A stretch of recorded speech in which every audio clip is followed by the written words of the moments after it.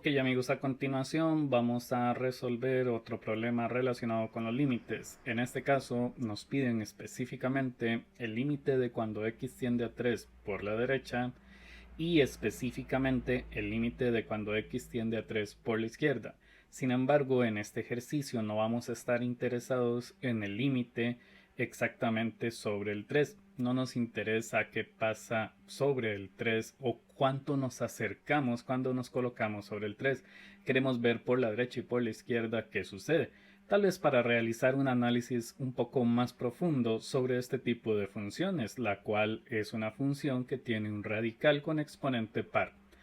Vamos a ver cómo funciona esto. Ok, a continuación lo primero que tenemos que definir es el hecho de que la función es una función que tiene un radical de índice par. Esto quiere decir que el subradical tiene que ser obligatoriamente un valor mayor o igual que 0.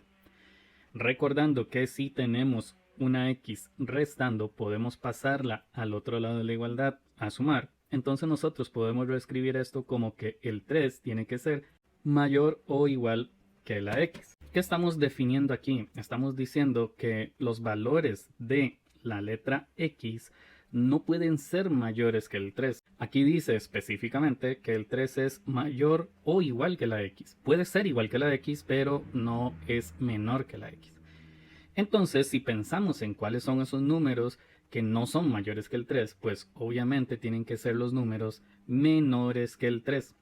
Esto es fundamental porque me está diciendo que dentro del radical yo solamente puedo usar números menores al 3.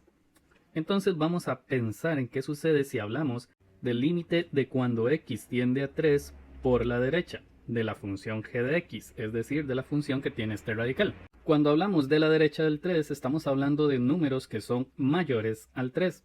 Lo que sucede es que aquí yo estoy definiendo que solo puedo utilizar números que son menores que el 3. Entonces, ¿qué puedo concluir de esto? Que para esta función que tiene un radical, pues evidentemente por el lado derecho del 3 no vamos a encontrar ningún valor que se relacione.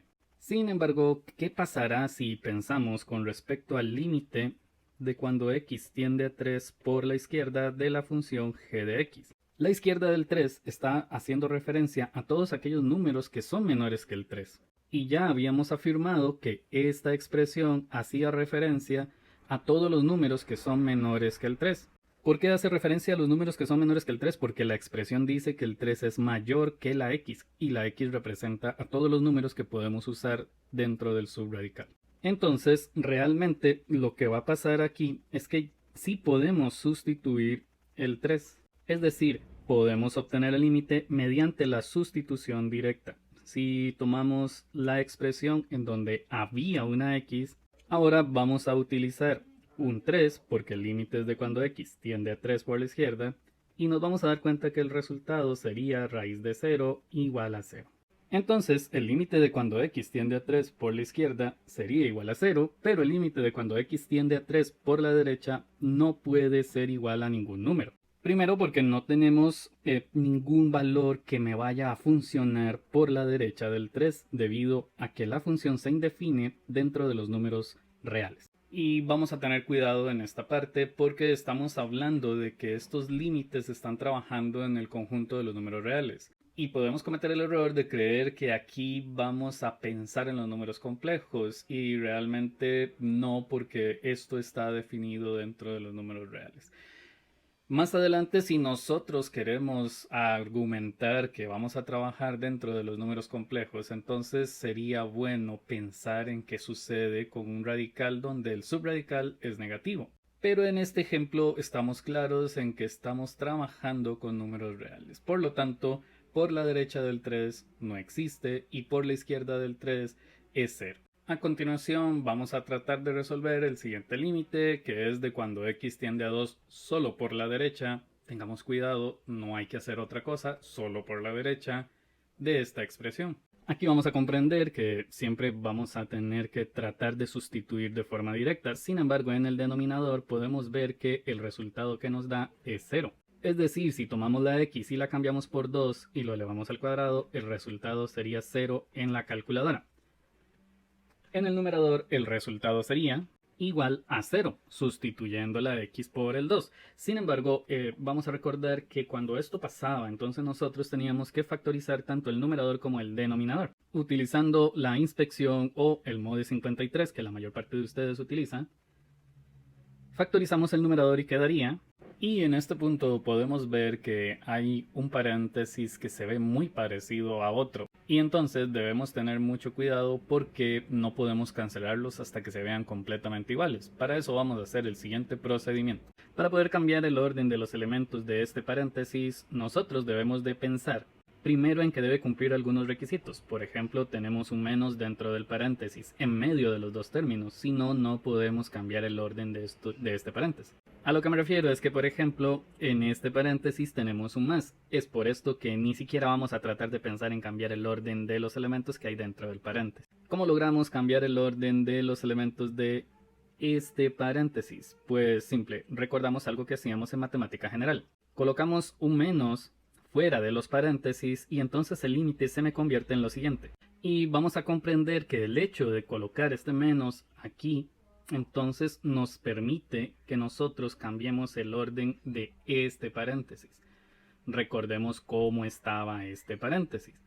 Ahora lo podemos ver aquí después de haber sacado el menos a esta parte.